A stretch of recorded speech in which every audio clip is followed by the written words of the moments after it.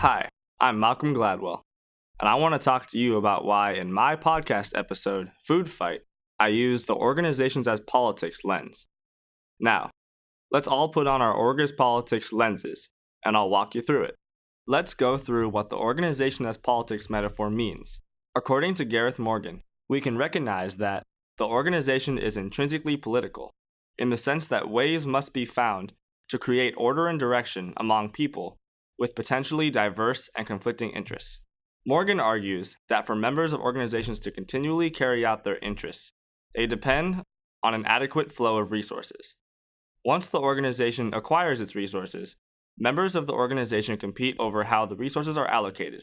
Morgan explains that this process reveals itself through various forms of wheeling and dealing, through which different people advance specific interests. In my podcast, I examine the system of U.S. private liberal arts colleges in an effort to determine how colleges deal with scarcity of resources. In particular, I examine Bowdoin and Vassar and how they allocate the resources based on what they're interested in.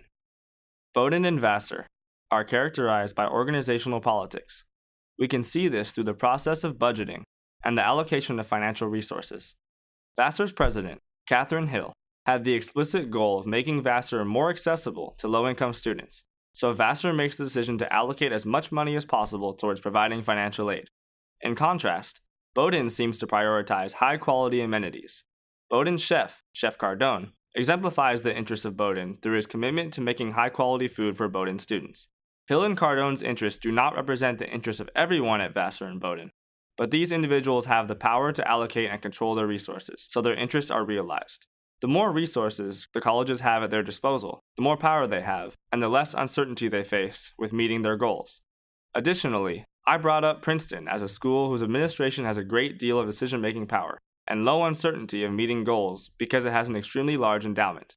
Bowdoin also has a lot of money, which gives it the power to devote resources to the school's amenities. Vassar faces perhaps the highest degree of uncertainty since it has a small endowment. If a bunch of potential full-paying tuition students left Vassar, then Vassar may not be able to continue to allocate so much of its resources towards financial aid. Though many may perceive politics as evil, we must also acknowledge that politics allows people to advocate for their interests individually or as coalitions, which in and of itself is a positive thing and can lead to meaningful change in this world.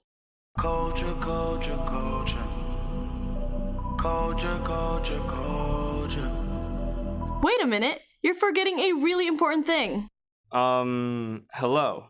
And who are you? I am Organization as Culture Metaphor.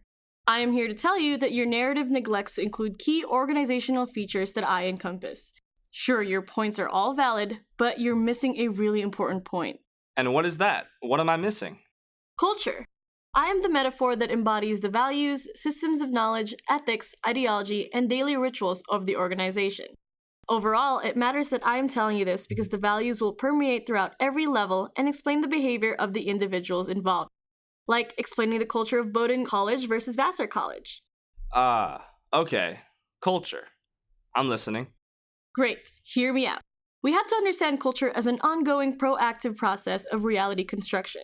When we think of it this way, organizations cannot be studied effectively without including every perspective that defines all parties involved. For instance, Catherine Hill and the culture of Vassar was quoted numerous times in your podcast, but there were just not enough insight into the real culture of Bowdoin, therefore your argument lacked sufficient evidence. Oh, okay. I see what you mean. That's my bad. My point is that culture shapes the character of the organization. When we understand rather than critique difference, we can gain a better appreciation of this practice unknown to us, but at the same time, we also gain a better appreciation of our own. But why is it so easy for people like myself to really cling to the culture that I resonate most with? Why can't we all just see it in all angles, rather than being biased for or against one? That's just the thing, Gladwell. I'm not perfect. Just like most organizations and metaphors, I have my limitations. I may unintentionally create a form of blindness and perpetuate ethnocentrism so that folks like you, Gladwell, recognized as normal or acceptable may not be ideal to others. Just like how your view is on your political lens. You want to put forward equity and access, so you'll lean towards Vassar's culture, but Bowdoin's culture is just different. Culture is not something that can be imposed on a social setting. It develops through a course of social interactions. So what can we do to provide more access for low-income students and to promote equity among institutions? That is a great question, Malcolm Gladwell. I think the first step would be to understand that I am a valuable metaphor for organization, because colleges will choose to achieve certain goals over others based on the values that both the administration and the student body will have. Just as how Vassar embodies their own culture of taking strands forward to give access to low-income students, Bowdoin holds the culture of providing the best amenities to the students to increase the quality of their performances. Plus, you neglected to mention that Bowdoin also offers significant financial aid to low-income students. In fact, they match 100% need and have a policy for students to graduate with no loans. So I think we should attempt to understand each other's culture.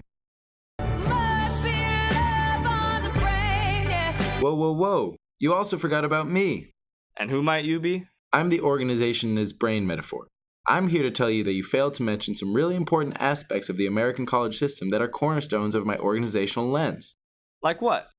What is your lens, and how is it so different from mine?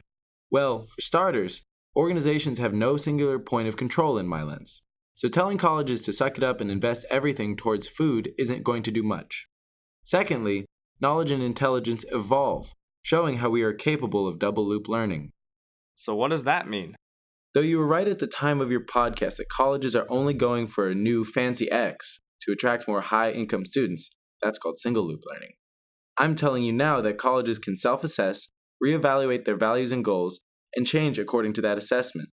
In the context of your podcast, that means schools like Bowdoin can rethink the way they do things and change for the better on their own terms, like admitting more people eligible for Pell Grants or things like that.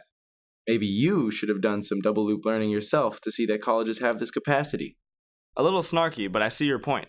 Tell me more. Not to mention, within my lens, there's a concept of the holographic brain. The idea behind this is that the whole of an organization is enfolded into each of its parts. In this case, each part would be a college in our higher education system.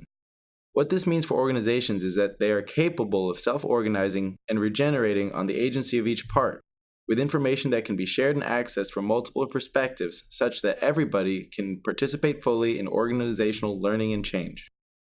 So what does this mean for us? Are you saying that the system will fix itself? It already is.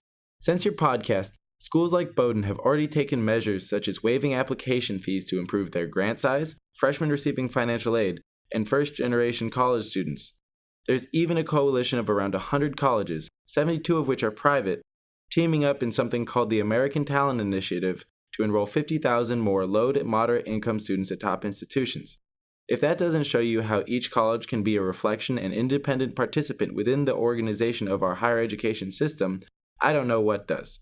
You can clearly see evidence that at least 100 colleges have engaged in double loop learning, reassessed their values and objectives, and changed. Well, geez, that makes some sense, and it is really great to hear. But I have to ask, why did it take as long as it did for people to start doing this? Well, that's just the problem with me, Malcolm. I'm a hard metaphor for people to really understand.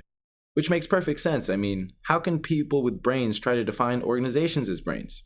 We don't even fully understand our own brains, much less trying to apply them as metaphors. Not to mention, with how flexible and organic I am as a metaphor, it's hard for people stuck in traditional modes of management and organization to accept me. For instance, like what happened with you in the colleges up to this point, people have a hard time engaging in that double loop learning and really self-critiquing, questioning their values and motives, and really just letting go of their old structure a little bit. I see. You both make really great points. I see that I missed some really valuable perspectives from both metaphors that I really should have included to better present my argument. Yes. Well, surely you'll see my point as most valuable. But you definitely can't deny how significant my argument is. Right, Malcolm? I am pretty sure he'll choose me. Not as certain as I am that I'm the one for him. One thing I am certain of is that you've allowed me to gain a much broader perspective and see value in what I have missed. Thank you both, Culture and Brain. Hey all, we hope you liked our video. Thanks so much for watching.